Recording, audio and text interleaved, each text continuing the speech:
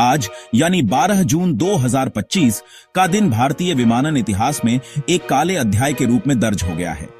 आज सुबह सुबह एयर इंडिया की उड़ान संख्या AI-171 ने अहमदाबाद के सरदार वल्लभ भाई पटेल अंतर्राष्ट्रीय हवाई अड्डे से लंदन के हीथ्रो एयरपोर्ट के लिए उड़ान भरी थी। इस बोइंग 787 ड्रीमलाइनर विमान में 242 यात्री और चालक दल के सदस्य सवार थे, जो अपने सपनों और उम्मीदों के साथ एक लंबे सफर पर निकले थे। लेकिन किसे पता था कि यह उड़ान उनकी जिंदगी की आखिरी उड़ान साबित होगी। यह विमान, जो अत्याधुनिक तकनीक और सुरक्षा के दावों से लैस था, उड़ान भरने के महज 5 मिनट के भीतर ही एक भयानक हादसे का शिकार हो गया। इस विमान में सवार यात्रियों में कई देशों के नागरिक शामिल थे।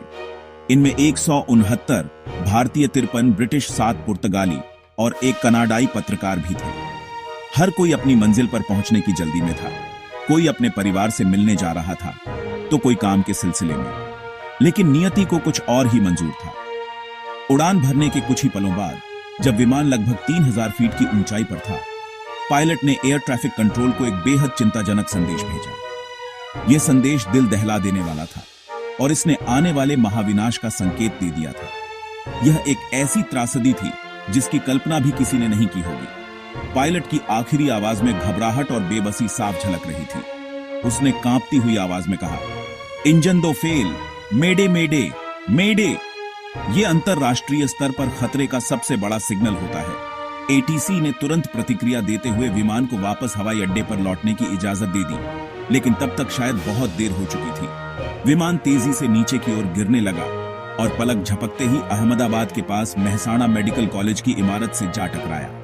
टक्कर इतनी जबरदस्त थी कि विमान के परखच्चे उड़ गए और हर तरफ सिर्फ आग और धुएं का गुब्बार नजर आ रहा था। यह हादसा न सिर्फ आसमान में हुआ, बल्कि इसने जमीन पर भी मौत का तांडव मचाया।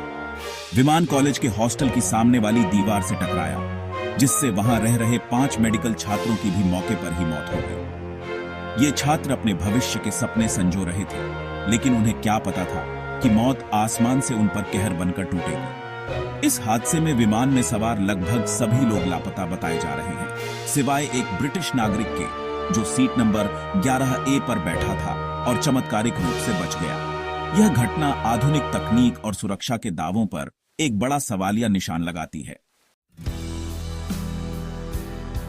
जिस वक्त यह हादसा हुआ, आसपास के इलाकों में सुबह की चहल पहल शुरू ही हुई थी। लोग अपने रोजमर्रा के कामों में लगे थे, तभी एक जोरदार धमाके की आवाज ने पूरे इलाके को दहला दिया। चश्मदीदों के मुताबिक उन्होंने आसमान में एक विमान को अजीब तरह से नीचे आते देखा, जिसके बाद एक कान फाड़ देने वाला धमाका हुआ। देखते ही देखते पूरा इलाका काले धुएं से भर गया और आग की लपटें 5-5 मंजिला इमारत जितनी ऊंची उठने लगी। लोगों को कुछ समझ नहीं आ रहा था कि आखिर हुआ क्या है। कुछ लोगों ने हिम्मत करके जब पास जाकर देखा तो मंजर बेहद खौफनाक था। विमान का मलबा चारों तरफ बिखरा पड़ा था और आग सब कुछ जलाकर राख कर रही थी। हादसे की खबर मिलते ही प्रशासन में हड़कंप मच गया। तुरंत NDRF, फायर ब्रिगेड की दर्जनों गाड़ियां और एम्बुलेंस की टीमें मौके पर भेजी गईं। लेकिन आग इतनी भीषण थी कि राहत और बचाव कार्य शुरू करना एक बहुत बड़ी चुनौती बन गया था। विमान के मलबे में लगातार छोटे छोटे धमाके हो रहे थे, जिससे बचाव कर्मियों को पास जाने में भी खतरा महसूस हो रहा था। आग पर काबू पाने में कई घंटे लग गए। जब आग थोड़ी शांत हुई तो जो मंजर सामने आया वह किसी के भी रोंगटे खड़े करने के लिए काफी था। विमान पूरी तरह से नष्ट हो चुका था और हर तरफ सिर्फ तबाही और मातम का माहौल था। बचाव दल के सामने सबसे बड़ी चुनौती मलबे में फंसे लोगों को खोजने की थी, लेकिन विमान के टुकड़े टुकड़े हो चुके थे और आग ने सब कुछ इस कदर जला दिया था कि किसी को भी पहचान पाना नामुमकिन सा लग रहा था। इस हादसे में केवल एक ही शख्स जिंदा बच पाया, जो एक ब्रिटिश नागरिक था। उसे गंभीर हालत में अस्पताल में भर्ती कराया गया है। बाकी सभी 241 यात्री और क्रू मेंबर्स लापता है। यह एक ऐसा दर्दनाक मंजर था जिसे शब्दों में बयां नहीं किया जा सकता। हर तरफ सिर्फ चीख पुकार और अपनों को खोने का गम था। बचाव कर्मी अपनी जान पर खेलकर मलबे के हर हिस्से को खंगाल रहे थे, इस उम्मीद में कि शायद कोई और चमत्कार हो जाए। इस हादसे ने न सिर्फ कई परिवारों को उजाड़ दिया, बल्कि समाज के मन में एक गहरा डर भी पैदा कर दिया है। लोग यह सोचकर सिहर उठते हैं कि कैसे एक पल में सब कुछ खत्म हो सकता है। यह घटना उन सैकड़ों परिवारों के लिए कभी न भरने वाला जख्म दे गई है जिनके अपने इस विमान में सवार थे। वे अब भी किसी चमत्कार की उम्मीद में घटनास्थल और अस्पतालों के चक्कर काट रहे हैं। यह हादसा एक भयानक सपने जैसा है जिसने पूरे देश को झकझोर कर रख दिया है और विमान यात्रा की सुरक्षा को लेकर गंभीर सवाल खड़े कर दिए हैं। इस भयानक हादसे की खबर जैसे ही फैली, पूरे देश में शोक की लहर दौड़ गई। प्रधानमंत्री नरेंद्र मोदी ने इस घटना पर गहरा दुख व्यक्त करते हुए इसे राष्ट्र के लिए एक अपूरणीय क्षति बताया। उन्होंने मृतकों के परिवारों के प्रति अपनी गहरी संवेदना व्यक्त की और घायलों के शीघ्र स्वस्थ होने की कामना की। प्रधानमंत्री कार्यालय ने तुरंत एक उच्च स्तरीय बैठक बुलाई और जांच के आदेश दिए। सोशल मीडिया पर #AI171 क्रैश ट्रेंड करने लगा और लोग अपनी अपनी तरह से दुख जाहिर करने लगे। यह सिर्फ एक विमान हादसा नहीं था, बल्कि यह राष्ट्रीय त्रासदी का क्षण था जिसने हर भारतीय के दिल को दुखी कर दिया था।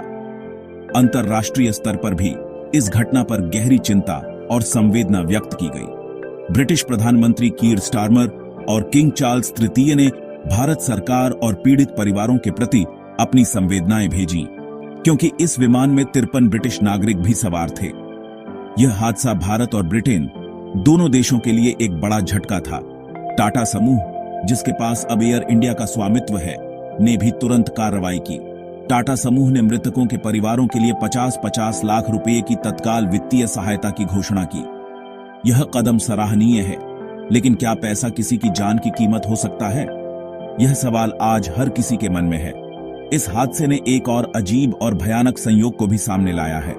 ठीक 50 साल पहले 1974 में आज ही के दिन एयर इंडिया का एक और विमान दुर्घटनाग्रस्त हुआ था। इस ऐतिहासिक संयोग ने लोगों के मन में कई तरह की आशंकाएं और सवाल पैदा कर दिए हैं। लोग इसे महज एक इत्तेफाक मानने को तैयार नहीं हैं। यह घटना भारतीय विमानन के इतिहास की सबसे दर्दनाक घटनाओं में से एक बन गई है।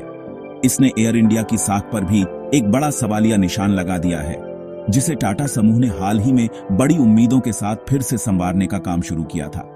यह हादसा उस वक्त हुआ है जब एयर इंडिया अपनी सेवाओं और सुरक्षा मानकों को बेहतर बनाने का दावा कर रहा था। हाल ही में इस विमान का नवीनीकरण भी किया गया था और एक ऑडिट रिपोर्ट में इसे पूरी तरह से सुरक्षित पाया गया था। ऐसे में यह सवाल उठना लाजमी है कि अगर सब कुछ ठीक था तो फिर इतना बड़ा हादसा कैसे हो गया? क्या ऑडिट रिपोर्ट में कोई खामी थी या फिर यह किसी तकनीकी गड़बड़ी का नतीजा था जिसे पकड़ा नहीं जा सका? ये ऐसे सवाल हैं जो आज पूरे देश की जुबान पर हैं और इनका जवाब मिलना बहुत जरूरी है। यह हादसा सिर्फ एक चेतावनी नहीं, बल्कि पूरे एविएशन सिस्टम के लिए एक वेकअप कॉल है। इस हादसे ने आधुनिक विमानन तकनीक की विश्वसनीयता पर गंभीर सवाल खड़े कर दिए हैं। बोइंग 787 ड्रीमलाइनर को दुनिया के सबसे उन्नत और सुरक्षित विमानों में से एक माना जाता है। इसमें अत्याधुनिक नेविगेशन सिस्टम, ऑटो पायलट और सुरक्षा सुविधाएं होती हैं। इसके बावजूद उड़ान भरने के महज 5 मिनट के अंदर इंजन का फेल हो जाना और विमान का अनियंत्रित होकर गिर जाना, यह बताता है कि कहीं न कहीं कोई बहुत बड़ी चूक हुई है। पायलट के आखिरी संदेश से यह तो साफ है कि इंजन नंबर 2 ने काम करना बंद कर दिया था। लेकिन सवाल यह है कि एक इंजन फेल होने पर भी विमान को सुरक्षित क्यों नहीं उतारा जा सका? इस हादसे की सच्चाई का पता लगाने के लिए एक बड़ी और जटिल जांच प्रक्रिया शुरू हो चुकी है। नागरिक उड्डयन महानिदेशालय, बोइंग कंपनी के विशेषज्ञ और एयर इंडिया की तकनीकी टीम मिलकर एक संयुक्त जांच कर रही है। जांच का सबसे महत्वपूर्ण हिस्सा विमान का ब्लैक बॉक्स होगा, जिसमें फ्लाइट डेटा रिकॉर्डर और कॉकपिट वॉइस रिकॉर्डर होता है। इन्हें मलबे से बरामद कर लिया गया है। सीवीआर से पायलट और एटीसी के बीच हुई आखिरी बातचीत का पता चलेगा, जबकि एफडीआर से विमान के तकनीकी डेटा जैसे कि गति, ऊंचाई और इंजन की स्थिति की जानकारी मिलेगी। इन दोनों की जांच से ही हादसे की असली वजह सामने आ सकती है। यह जांच एक लंबा और कठिन सफर होने वाला है। इसमें कई महीने या शायद साल भी लग सकते हैं। जांचकर्ताओं को हर छोटे बड़े पहलू पर गौर करना होगा, जैसे कि विमान का रखरखाव का रिकॉर्ड, पायलटों की ट्रेनिंग, इंजन की बनावट में कोई खामी या फिर किसी बाहरी साजिश की आशंका। जब तक जांच पूरी नहीं हो जाती, तब तक किसी भी नतीजे पर पहुंचना जल्दबाजी होगी। लेकिन इस घटना ने यह तो साबित कर दिया है कि हमें अपनी सुरक्षा प्रणालियों की फिर से समीक्षा करने की जरूरत है। हमें यह सुनिश्चित करना होगा कि भविष्य में इस तरह की त्रासदी दोबारा न हो। अंत में यह हादसा हमें एक गहरी सोच में डालता है। हम तकनीक पर कितना भी भरोसा कर लें, लेकिन प्रकृति और मशीनों की अपनी सीमाएं होती हैं। AI-171 का क्रैश हमें यह याद दिलाता है कि सुरक्षा एक निरंतर प्रक्रिया है, जिसे कभी भी हल्के में नहीं लिया जा सकता। आज पूरा देश उन परिवारों के साथ खड़ा है जिन्होंने अपनों को खोया है। हमें उम्मीद है कि जांच जल्द से जल्द पूरी होगी और दोषियों को सजा मिलेगी। इस हादसे से सबक लेकर हमें हवाई यात्रा को और भी सुरक्षित बनाने के लिए ठोस कदम उठाने होंगे, ताकि कोई और उड़ान कभी अपनी मंजिल से पहले खत्म ना हो।